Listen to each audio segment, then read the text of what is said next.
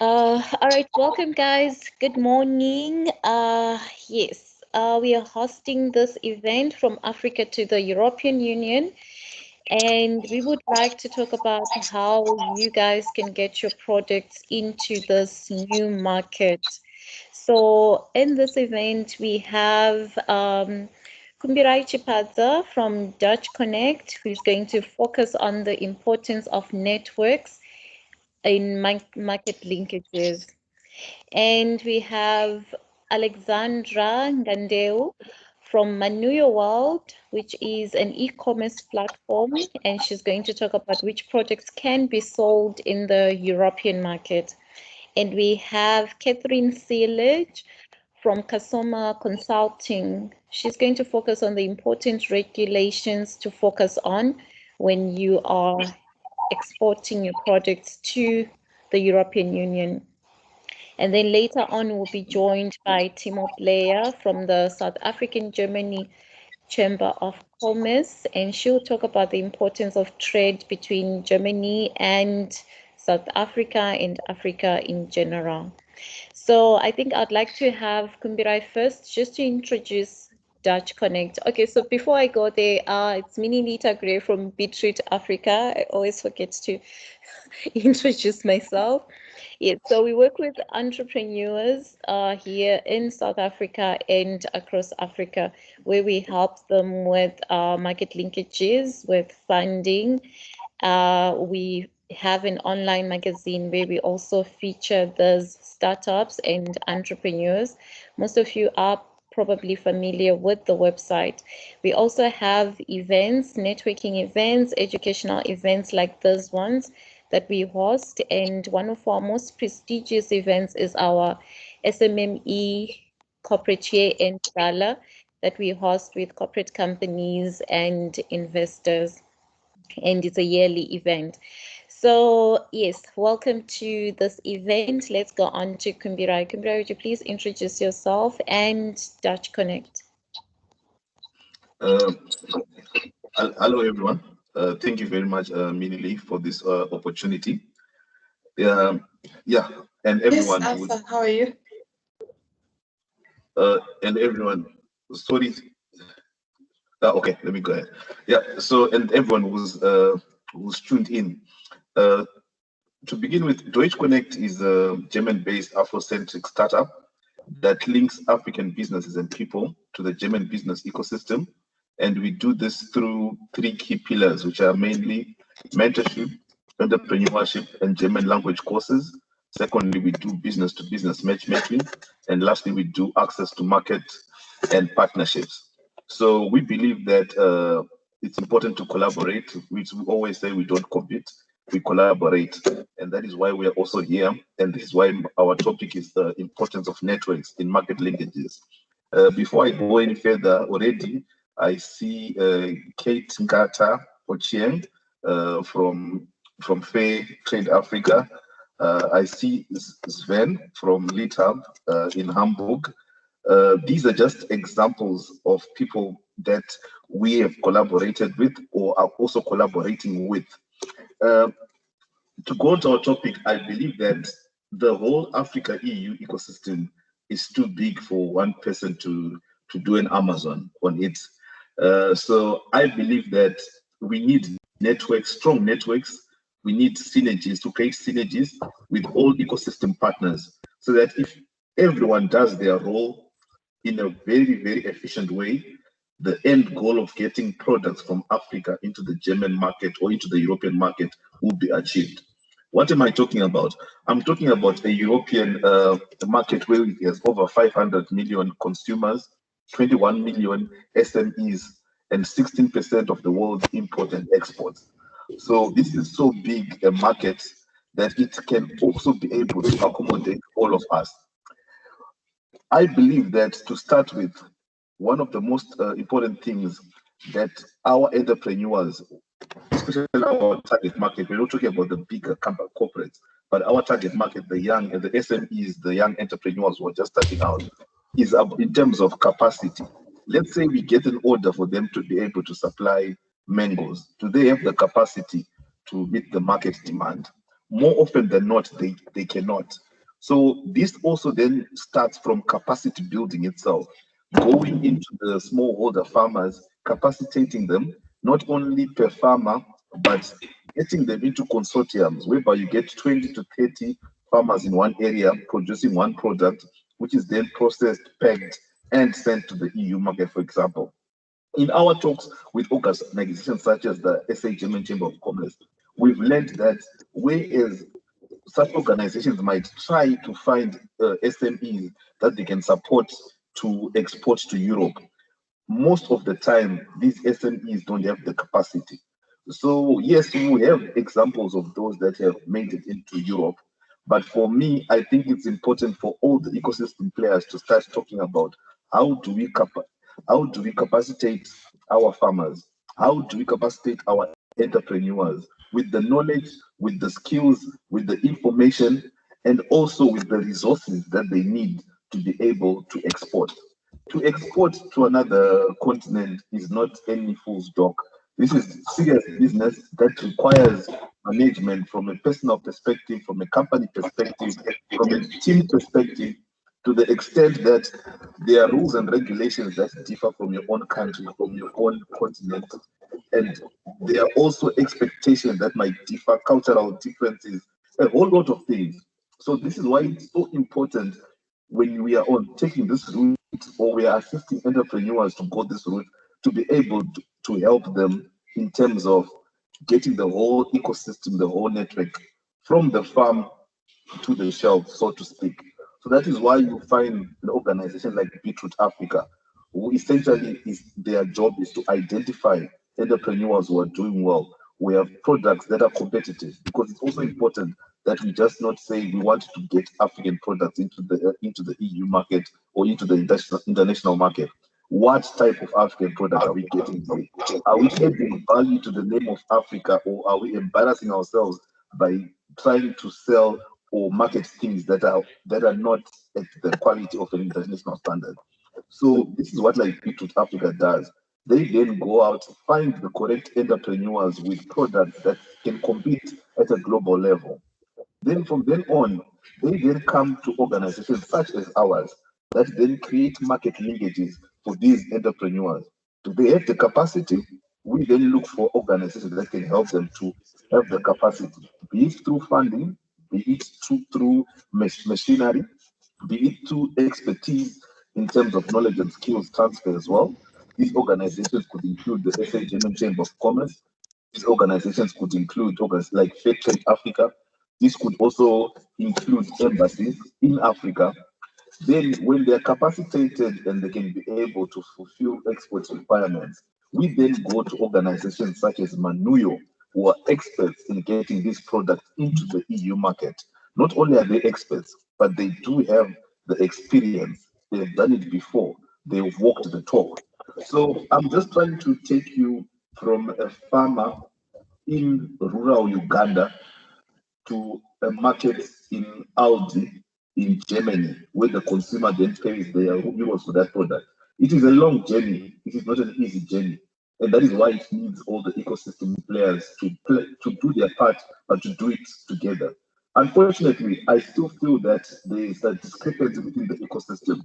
You find that, especially from the EU side, there are organizations that do things from a European side. Then you find there are also organizations that do things from an African diaspora side. So we are all farming in the same farm, but we are doing things that are divergent. So it's important for all the ecosystem players to come together so that at the end of the day, we can be able to assist these entrepreneurs, these SMEs to the best of our ability. I would also like to add that it is also important for the SMEs themselves to look for organizations such in their own countries. They should also, first of all, look at other people who are in a similar business as yourself.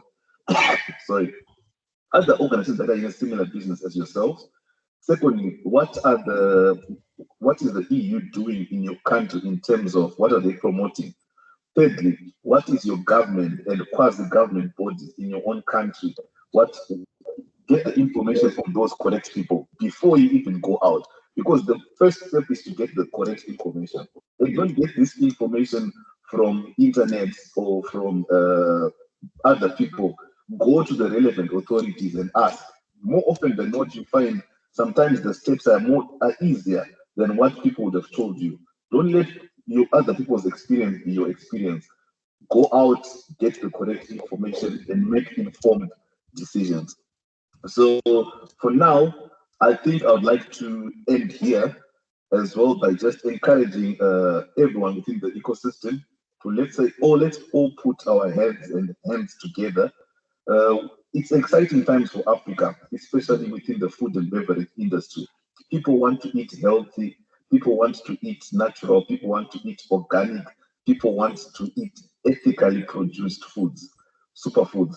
This is where Africa is coming in. Africa has got the youngest growing population in the world. Africa is still underdeveloped. In that underdevelopment comes opportunities to develop it. In that lack of technology comes innovative solutions that we can put both the African diaspora and young Africans on the continent together, arm in arm. And I would like to end by just a famous quote that we all know: "Your network is your network." I think this is what all I have to say. And thank you once again for this opportunity. Awesome, awesome, awesome, awesome, Kumbirai. Okay, you mentioned a lot of very important topics there, which is mostly on developing networks that will help your business grow. So now we're gonna go to Manuyoo World. Alexandra, you guys have managed to build an e-commerce website which sells only African products in Europe. Would you just talk about which products can be sold in the European market and what you guys are looking for at the moment? Yes, for sure. I would like maybe also to share with you the slides so that you can see what we have. Yeah, I'd like to introduce myself again. I'm Alexandra Ngandeu. I'm one of the co-founder of Manuyoo. Manuyoo is a marketplace here in Germany to sell products made in Africa. Why made in Africa? Because we've seen that there's a big market for products that has been made on the African continent, and they are not known at all on the German market. Who is behind Manuyoo? I try to.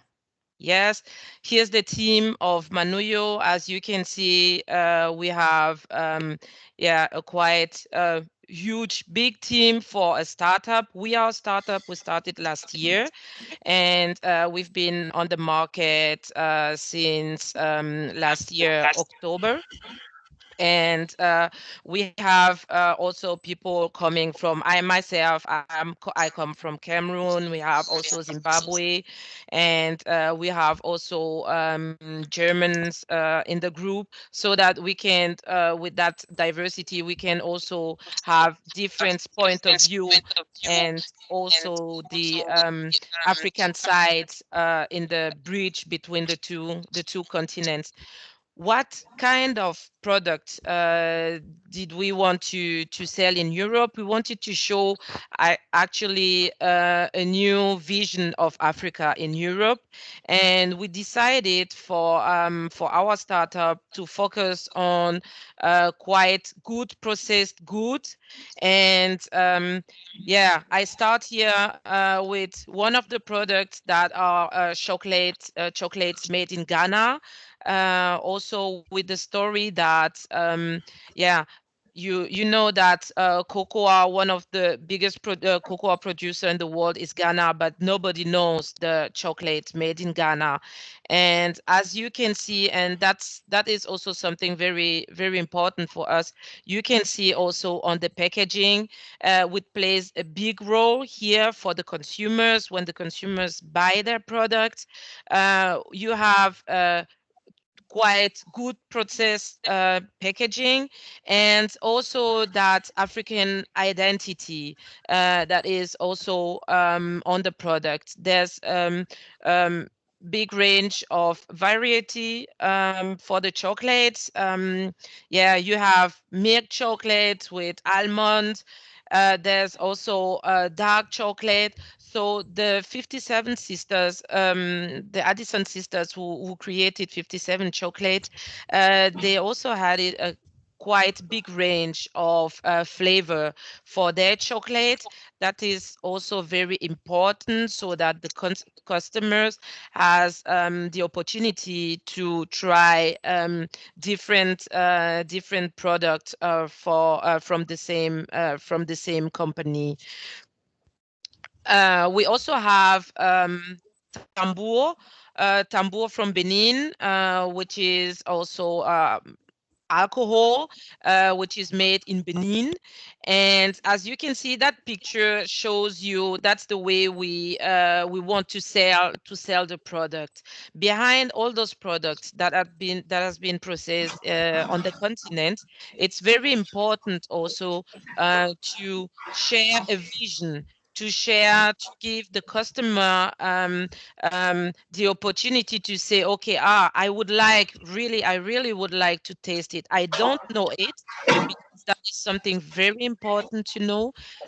Most of the products or most of the product flavor are not known here in Europe. So our goal is also to make it possible to make the customer curious. But to make the customer curious is something I really want to tell, I will tell again and again, is that packaging. As you can see that bottle, there's a quite nice picture on it. The way the picture is here sealed is something that gives the customer also the feeling that the product has been good proceed.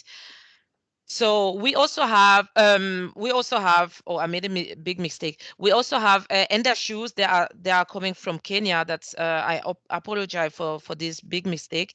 Enda shoes that are made in Kenya, and yeah, that are the first running shoes coming from Kenya, coming from the African continent, and running shoes for runners.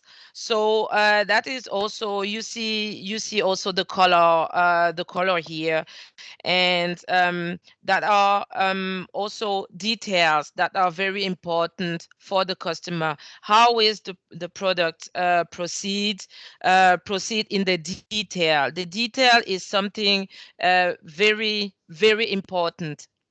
A product that most of you know is shea butter. You've seen shea butter is actually, or maybe not, something special for most of the people on the African continent. But the difference with this product and other products is, again, that packaging. The customer in Europe is just see, and with that feeling, by seeing a product, decides to buy or not to buy the product. So working on that packaging is something that is very important. We also have here a quite, I would say, quite easy product also.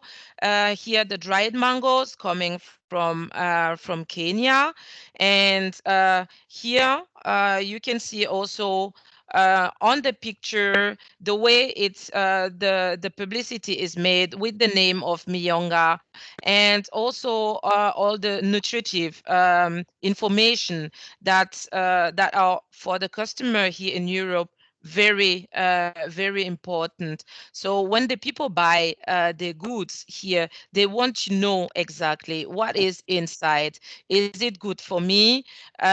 What can I get from this product? So that's why that packaging is very important. But that is just one aspect of all. We also have on our product the t-shirt coming from South Africa with written Africa, your time is now. That is also made in South Africa, but the cotton for those t-shirts is coming from Tanzania. So there are people already, as you know yourself, who already are working on product. But what kind of product can be sold here in Europe? You've seen now a range of products that could be sold in Europe. We decided for Manuyoo to focus on particularly good processed product with a very good packaging. That is one side of the story. The other side of the story is that when we got the product here in Germany, we we have to make them check again, even if the producer tell us we have this nutritive information, we are obliged to check the product in a laboratory so that we can assure to the customer that we've checked all the product in itself. And that's not only just for the customer, but that's also only because of the law, because we have a lot of information most of the times on the packaging. We have to write down, or information that we do not have to write down. And to be in according to the law, to work according to the law, it's very important to know what should I have to do, and what is not that important. But that what I would say is that the first thing that is very important working on a product that has been to be sold in Europe is that first side on the product, and that will be the packaging. And from then you have the other part of the product is the product itself, the way it has been processed. As soon as it's very clear the way that it has been processed, and it goes along also to all the law regulation, that then from then it will be easier to have a contact here in Europe, even through Deutsch Connect or Beetroot Africa, that can provide you an access to the EU market. Another part also is our certification. As soon as it's possible also to have certifications that tells how the product has been processed. That is also another way to let the customer feel free that he or she knows the way he will have to use that product, to eat it, or to put on the skin. And something that is also very important, where the law regulation is very particular, is that the customer has to be protected, and that protection makes all those regulations particularly strong. But even if they are strong, that can be done. And I wanted to give you some example of products who has been approved to be sold here in Europe. So that means it's possible. That could be somehow hard, but there are enough places or enough partners, even if with the Chamber of Commerce, there's a lot of association also who helps producer or people who just make some products, who help them to know how to get to those certification, what they have to care about before sending the product here. And maybe one of my last aspect is also that it depends on the people you are working with. We at Manuyoo, we wanted to start with small quantities. So for those people who want also to work with very big quantities, there are the possibility also to sell the product here, but the quality has to be equal. So each batch that has been proceed has to be perfectly followed to know that in each batch of the product I am proceeded, I will have this information and that information, and that will be the same in all batch, and that is very important. So it sounds, maybe it sounds a little bit difficult, but with us also, Manuyoo, we help also the producer when they ask us to make also some checks and be sure that before the product will enter the European market, that the product will be okay to enter the European market. So I will give back here. All right. Thank you So so much. Yes. Sorry. yeah, just wanted to say that again, it seems to be very hard, but actually with all the partners you have also today on the line, that's not that is quite possible. Yes, thank you so much, Alexandra. Once again, Africa, your time is now. Your products are welcome into the European Union as long as they are good quality products. There is a question here from Charles Radman for you, Alexandra. Charles, it's good to have you here, by the way. Good to see you. Alexandra, do you buy product from suppliers? Please explain your supply chain, B2C. Thank you. That's Charles Radman from Kamin Tea, Rooibos Tea, South Africa.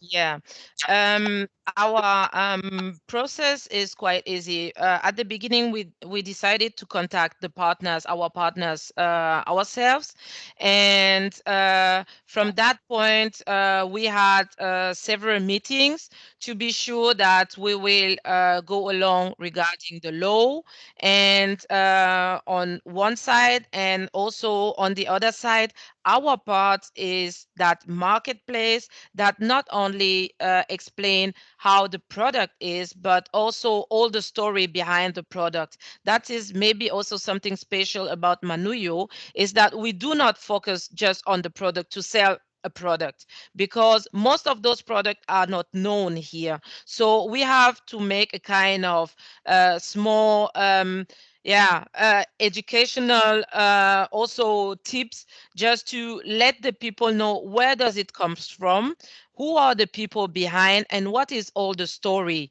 of that product and the people behind the product, so that the customer, when he takes that product first in the hands, so he has a whole story, and can be also easier for the customer to buy something that he actually doesn't know. As I said, if you have a kind of moringa flavor, that is something that's not known that way here in Europe.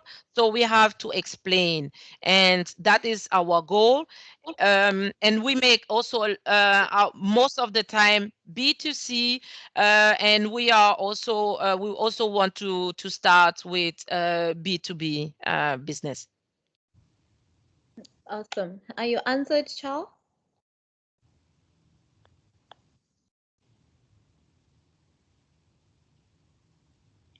Yes, thank you. Thank you so much. You're welcome. Awesome.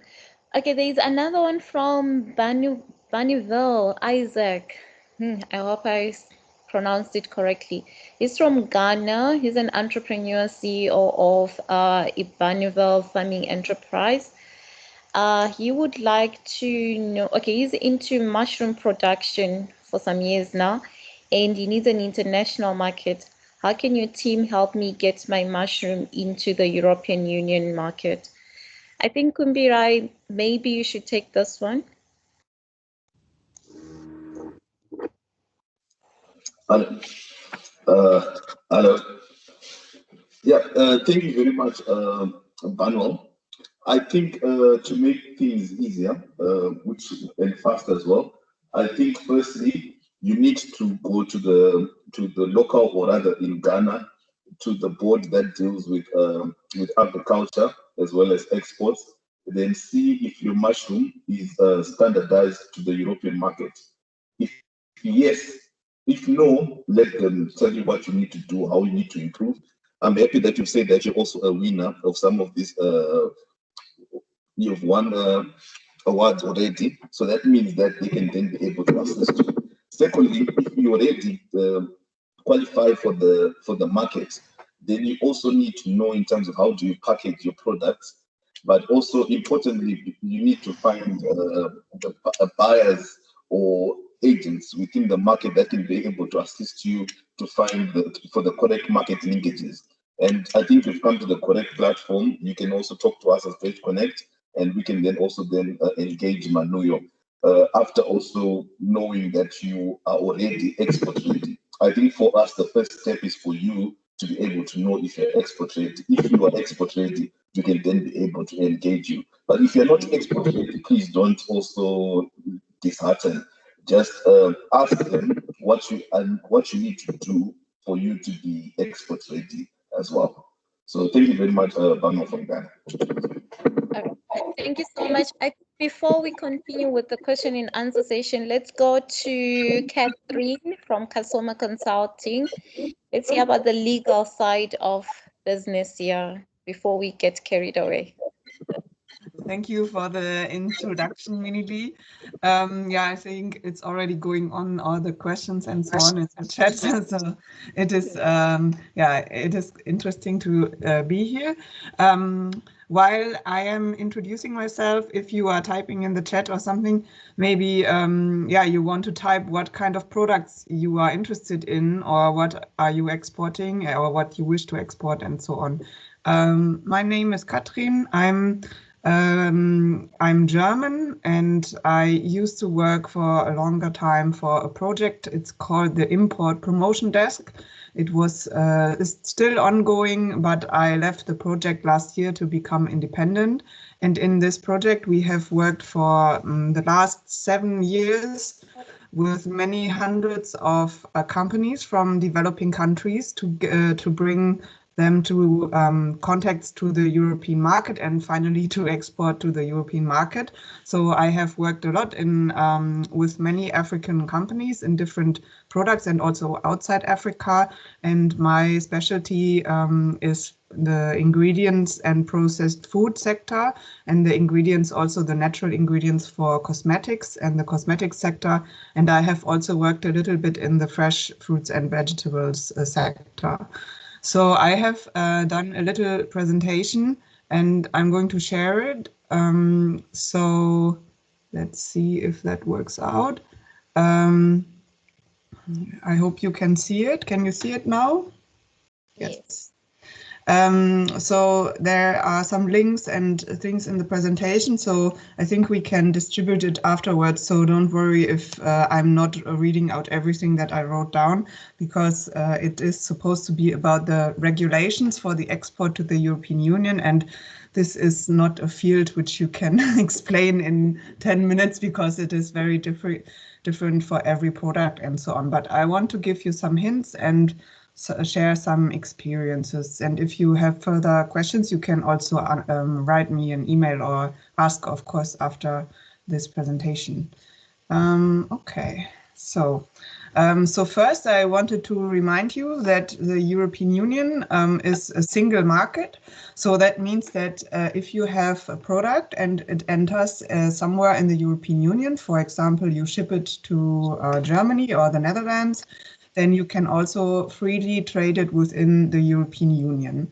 So there are a lot of regulations from the European side, from the European Commission, but also you have to be aware that sometimes the individual member states of the EU, they pass additional laws, and those laws go further than the requirements on the EU level.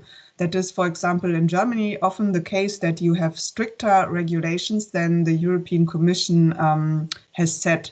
So you need to be aware of this. It depends on your product.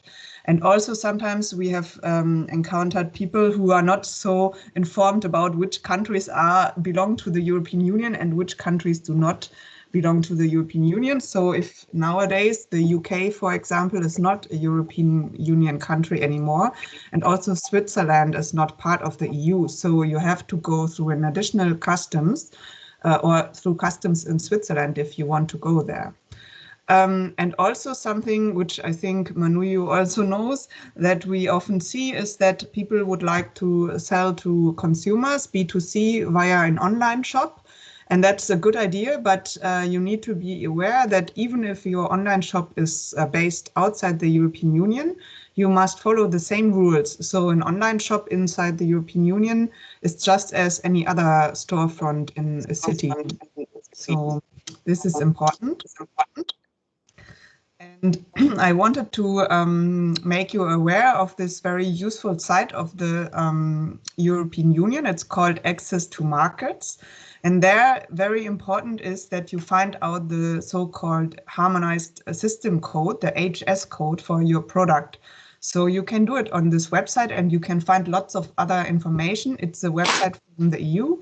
And you have to look for this code, and then if you have found it, you can browse it in the website. For example, here you see that you can put your product, then you put the country of origin, then the country of destination, and then you put search, and you find already a lot of information, and it all gives you very much information which you can really find on this webpage of the EU, the Trade Assistant webpage for exporters. And then in the website, for example, if you have found your product, you find all the regulations, you click on it, and then you see here, for example, you can also find the tariffs. Sometimes you have to pay, of course, tariffs when you go through customs, and the taxes and etc. But most important, the import requirements or the rules. For food stuff, it's often related to the consumer safety and pesticide residues and so on. So health control issues and so on.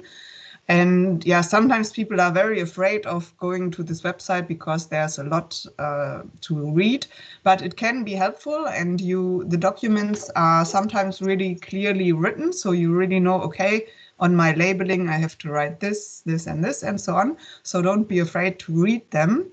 And also, if you have a partner in the European Union, mostly they already know a lot about these things. So you should always talk with them about the regulations and what they know about it and what you should follow.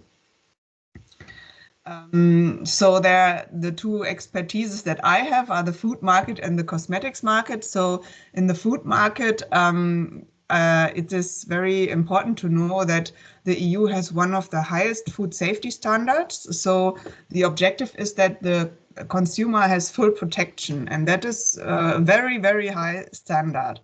So it is much easier to import ingredients for food, or sometimes also fresh foods is easier to import than actually to import a final consumer packaged product, such as, for example, the chocolates from Ghana. These kind of products, they are quite difficult to introduce to the European market because you know that the competition is extremely strong with the internal European producers. And I don't want you to be discouraged, but sometimes I find that it is much easier if you diversify, for example, exporting ingredients to Europe and doing the finished consumer products for example, your own market, your domestic market and the African market. For processed food, you have two very important certifications. The one is even HACCP, it's even required by European law, and it is a very, very useful system of principles to follow, which is not only good for exporting to the European Union, but even if you are producing in your own country, it is a really good system to follow. And the second one is a certification. It's ISO or FSSC 22000. It is not a law, but if you work with partners or you would like to, for example, sell your products in a supermarket or delicatessen shop or something like this, then the buyers, they often require that you have this certification for food products. And some trends that are really promising in the food market are the organic certified products and the sustainability and the traceable products from Africa. For example, if you have a good story and you know exactly where your product comes from, then you can also sell this to the customer. And even the buyers on the B2B market, they are very keen on knowing where your product comes from, the traceability, the sustainability in terms of social issues, but also for environment and so on. And the best thing is, of course, to have an organic certification, but that is a certification which you have to, where you have to follow certain principles, and then you get the certificate, and then you can market it also on the European Union market as organic. That is a very much growing market, the organic market in the European Union. For the cosmetics market, I have to say that it is sometimes even more difficult to enter with a finally produced formula for a product and to sell it directly to the consumer or to the, let's say, drugstores and so on. It is almost so extremely difficult, for example, to sell a cream, a face cream or shampoo or a soap. That I would personally recommend actually for most, or basically almost everyone from outside the European Union, to first try to look for other markets than looking for the European cosmetics market, because you have to register the product with the European Union and a person inside the EU. It is a very expensive process. And it is, I think, in most cases, not really recommendable. But what is really good is to produce ingredients for cosmetics, shea butter, for example, or other butters and oils or essential oils and so on. Those are very good products, and they are always in demand. So that is a very good way to enter the cosmetics market in Europe. The same trends are true for the cosmetics, like natural cosmetics and organic materials and so on. That is also a very high trend in cosmetics, having also the traceability and the sustainability issues and so on. And here you can also go for some certifications, and I have put here also 2 links for the Cosmos or the NATRU certification, which are natural cosmetics certifications. And one thing which poses a lot of problems to exporters is sometimes a regulation under the European Union law. It's called the REACH regulation, the regulation and let's say acceptance for chemical substances in the European Union. And it will, if you are a very small producer, it is not important for you. But if you are thinking in bigger terms, you should definitely read about this and get informed if your product falls under this regulation, because it can become also a very difficult process to go through.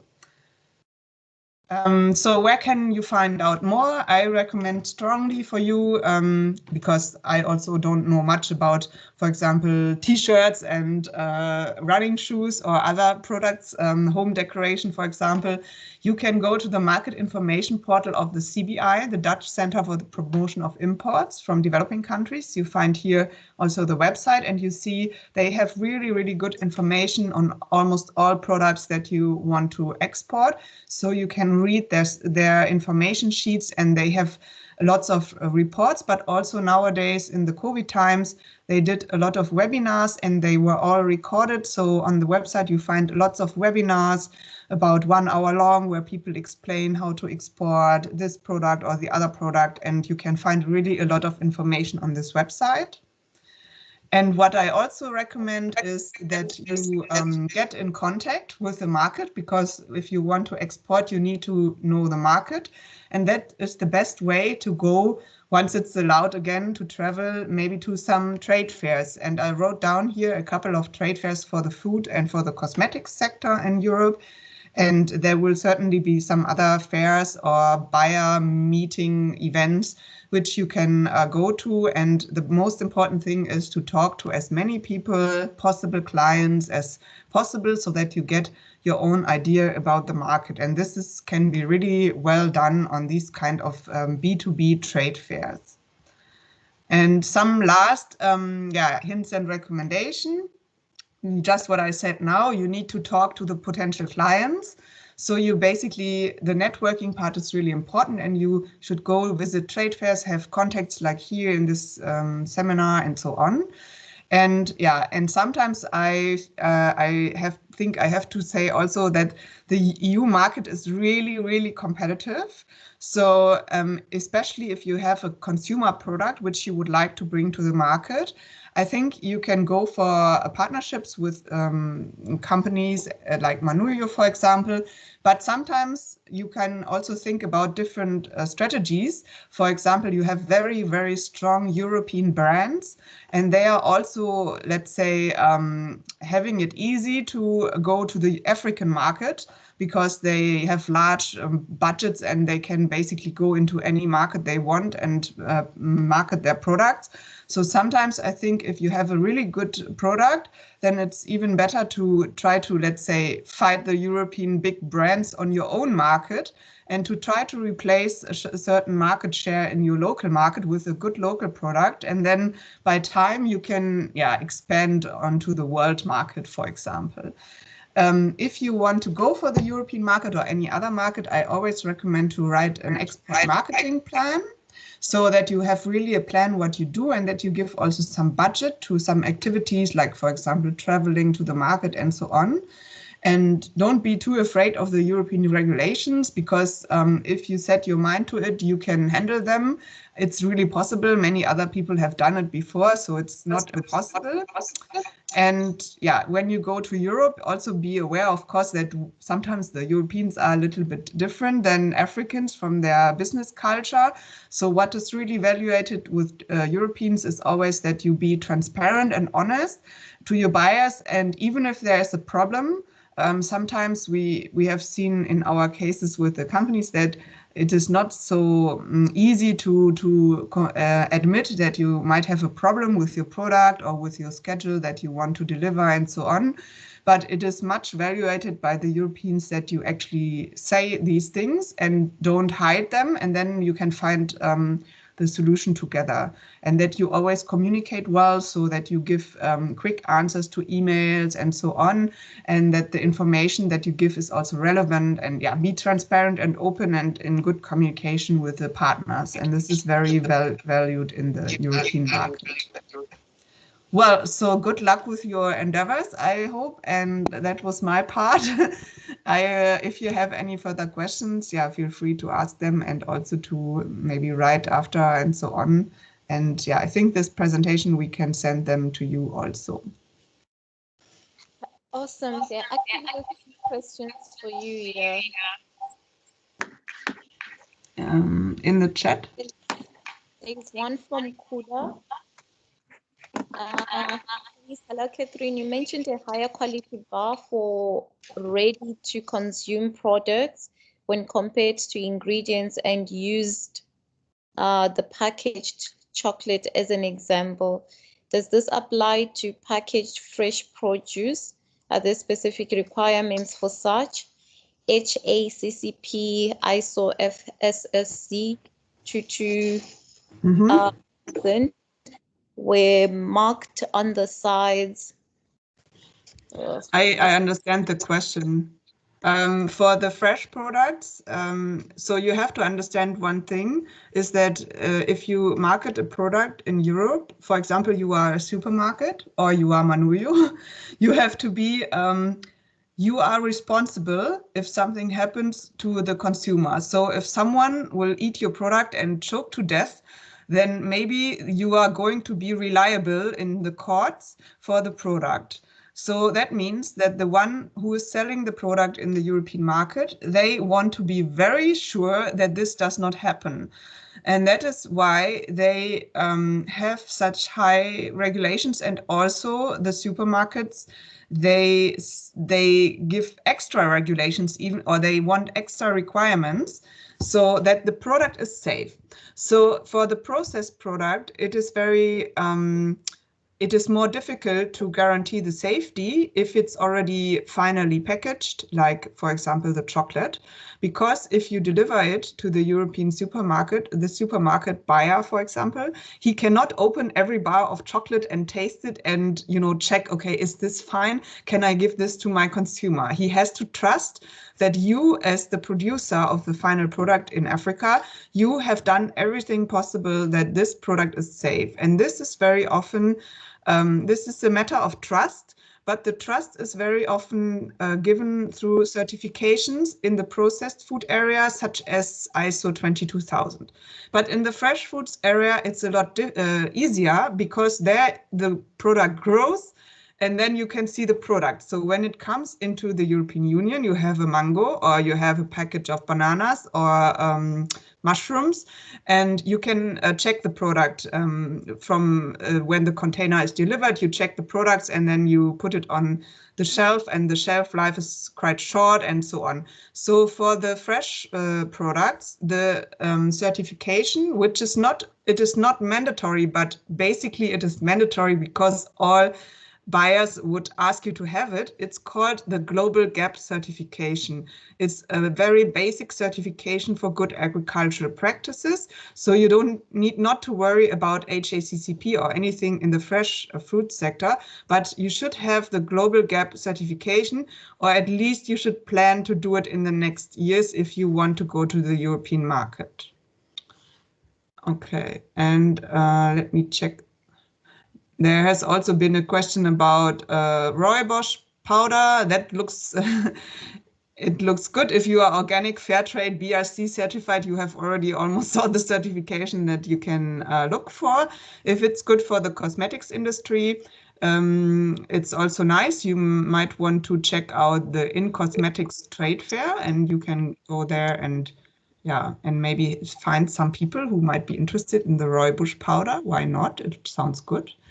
And rooibos is very much known from South Africa, so that is good. Yes. What else do we have?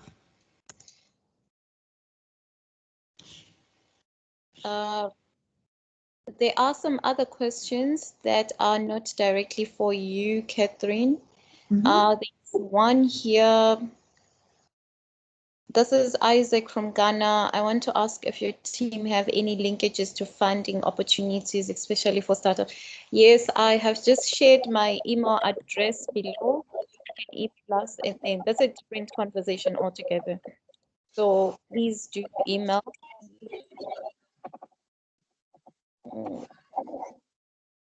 Okay, so I can hear an echo from my side.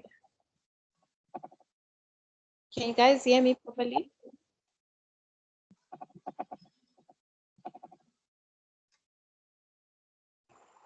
Hello? Yeah, we can hear you. Yes, Hello. we do hear you. Okay, awesome. Okay, Cynthia Chuo, the COO of we are a tech company. We're currently offering projects and services in intelligent access control system and smart car tracking and transport systems, improving security and safety. Our access system also prevents. Would you advise us to penetrate the European market?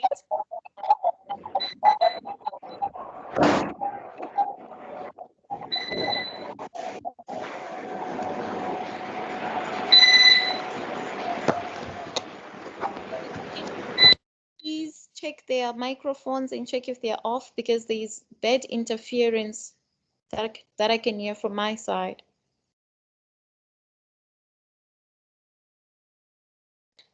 Okay, on this one, maybe Kathrin, you can address it if technology is something that they can sell into the European Union.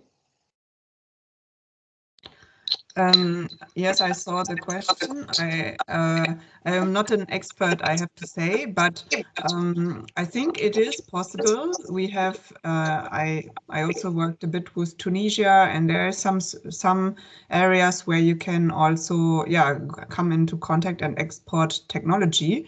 As I said in my presentation, you can go to the CBI website. They have a lot of information also on this. I'm going to post the link in the chat now. Okay. All right, awesome. I think we need to go to our next guest. I'm not sure if Timo Pleyer has joined us yet. Oh, there he is. A few minutes Okay. ago. Awesome. Okay, so I'd like to introduce Timo Pleyer from the South African German Chamber of Commerce. He's here to talk about to us about the German South Africa/Africa trade. There you go, Timo. Thank you very much. Thank you very much, Kumbirai, for the opportunity to take part in this event today. My name is Timo Pleyer. I'm working for the South African German Chamber of Commerce and Industry as a business scout for development. So I'm close related to the GIZ. I would like to share some slides with you. And so 1 second.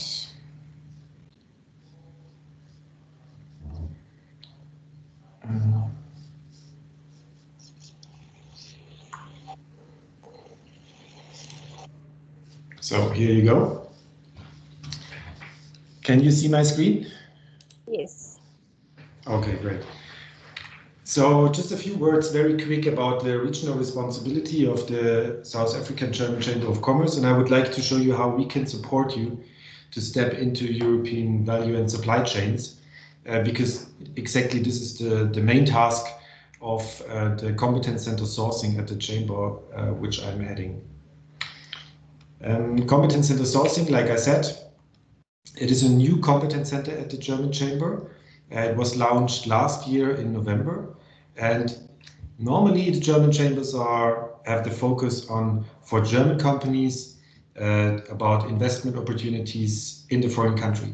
The competence center is the other way around, so we are support companies from Southern Africa to step into the value and supply chains. And here on the right side, you can see the services we offer. A few words about the trade relations between Germany and South Africa. It's a really, really interesting development. If you look at the first column with 2014, there was far more German trade volume from the German side to the South African side. And with the years, it changed completely. And in 2019, we had a turnover, so we had more export goods or more volume of trade from the South African side to Germany than the other way around. Unfortunately, because of COVID in 2020, the German exports decreased around about 30% and the South African exports around about 13%. What are typical German export goods to South Africa? It's very much related to the automotive and machinery industry, chemical products, but also electrotechnical products. Oh, I just realized that it's in German. I'm sorry, I need to translate that. But for you, maybe more interesting, what are export goods from South Africa to Germany? And here as well, it's a lot about automotive, especially catalysts. I hope that's the right translation, but also machineries and also services, for example. And I think especially in times of COVID, like IT services, there's a good market for South African companies to deliver these to the German side. A few words about market entry prerequisites. There is a really good web page from the European Union. It's called Access to Markets. And here you can type in your product code and you will see with one click what tariffs do you have to pay. Are there any tariffs? What are the customs procedures? What is the rules of origin? What are the trade barriers? Product requirements, and a lot of statistics. I really can recommend this link if you want to find out what are the exact requirements for your product you want to deliver to Germany. We work a lot with matching B2B platforms because this is a really good way to step into new markets, especially in times of COVID, because there are no trade fairs at the moment. There are no buyers trips and no delegation travelings. So matchmaking B2B platforms are at the moment, I think, very, very good, and it's a good time to use it. First of all, upcoming news, the South African German Chamber, we are creating our own B2B sourcing platform for companies from Southern Africa. So not only South Africa, also Botswana, Mozambique, Namibia, and so on. And this will be a pure B2B product related business platform, sourcing platform. I will share as soon as we have it, as soon as we finalized it, I will share the link with Kumbirai, and I would like to invite you to present your products and services at this platform. We are planning the start of the platform in around about July, August. Then we have another platform which is pushed from the GIZ, which is called Leverist. This is more for not a hard B2B product sourcing platform. It's more about projects, for example, in the renewable sector, but also I recommend it. And if you have a contribution to the public sector, we can discuss to set up an advert here. I would like to share the presentation later, so you can have all the links, access to all the links. And if you have any question about one of these platforms, just please let me know. And one of our tasks in the Competence Center is to support you at these platforms. So please don't hesitate to ask for support if you want to. That was quick and short. Here are my contact details. I would love to get in touch with you after the presentation. And please, if you have any questions, please do not hesitate to ask. Timo, would you please put your contact details back again so that people can actually have them? I don't think anybody had a chance to. I'm sorry. Your contact details. You can Okay, also find me on LinkedIn if you want to. Awesome. All right, thank you very, very much for the presentation, Timo. Guys, questions, please. You've got the South African Chamber of Commerce here. So let's take the opportunity to talk to him.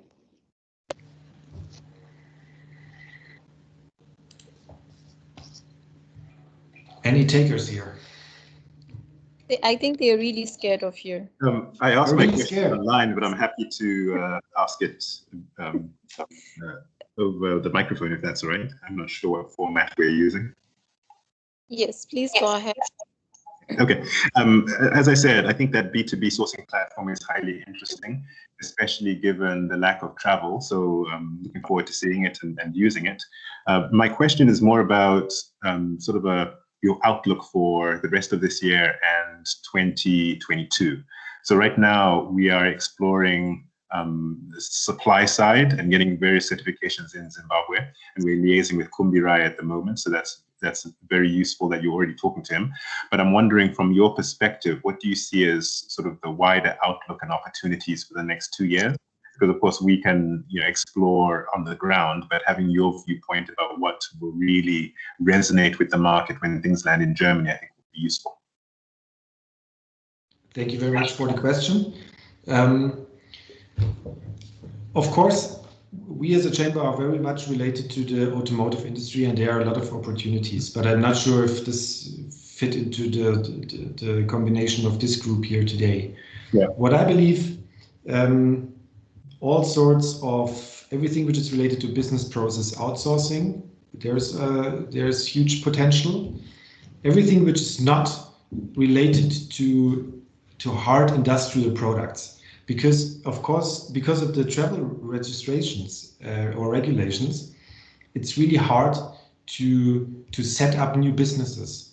If it's big investments, the German companies sometimes they want to see the manufactory. They want to have a glass of wine with you or a glass of beer as Germans. So, and this is easier to achieve with IT services and with services in general than with hard industrial products. That's the outview, like I would say, till the end of the year or till mid-2020. Then there are for example, in the field of technical textiles, in South Africa, there are a lot of great textile companies, very highly leveled, developed, and the step to technical textiles is not that big, actually.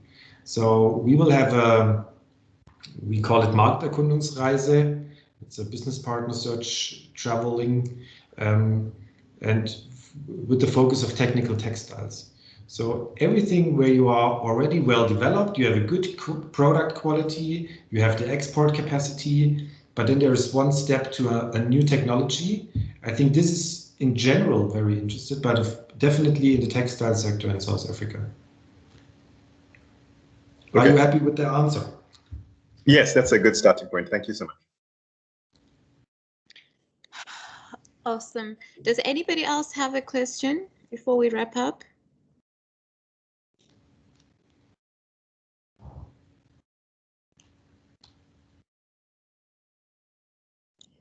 I guess that's recording. Yes, this conversation is being recorded. All right, thank you. I was just remembering something which I think is also interesting for most of you because you are from South Africa. So you have your South African Department for Trade, Industry and Competition, and it has a website, I'm going to post it here, where you find really good information on how to develop your export business. For example, you can do export readiness checkers and they will tell you, okay, where you have to work on and where you can find more information. And they also have some information on financing and so on. And it's from the South African side. It's a really good source of information. And I'm just going to put the link in the chat right now. Thank you, Kathrin.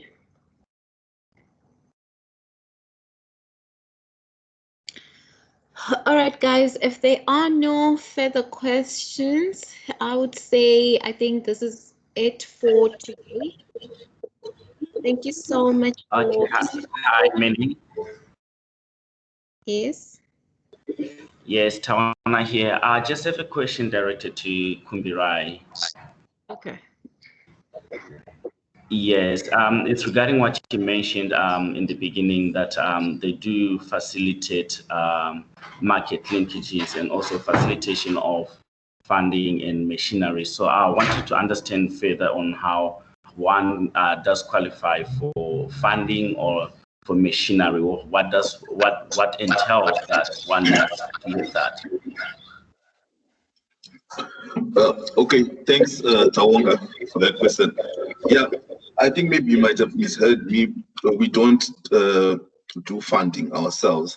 But what we are trying to do is to work within the ecosystem. That is why I said it's very important for the whole ecosystem chain to get together.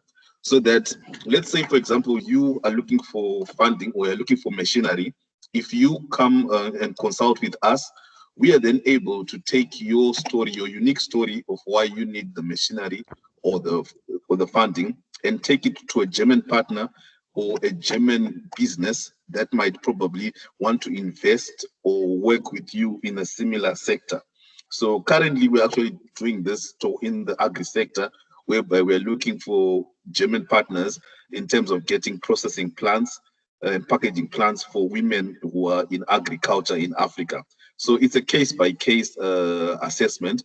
I'm also happy that I'll put Timo on the line here, because they, within their own SA German Chamber of Commerce, they have German companies who do have the machinery. They have German companies who are also looking to invest or doing business already in Africa. I think example that was given by Kathrin as well. You can also check Xpos or GT AI. You can go on our website, our Deutsch Connect website. We have links of the German agencies that you can also look for funding from. We have put them down in terms of they've got different funding opportunities. Even if you go on Leverest, the website that was put by Timo as well, there are different funding structures and different financing structures from the KfW. This is particularly for Germany alone. So we don't provide funding or machinery, but we assist in getting those things. And I can see Timo's hand is up. So Timo, over to you. Thank you very much, Kumbirai. We are working very closely with the DTIC, the Department of Trade and Invest, like Kathrin mentioned it. And because of COVID, they set it up economic recovery plan. And one part of the plan is export promotion. So if you have a question about funding, I would like to get in, or just you can go directly to the DTIC, or you can use the chamber as the link, just for your information. Okay, thank you.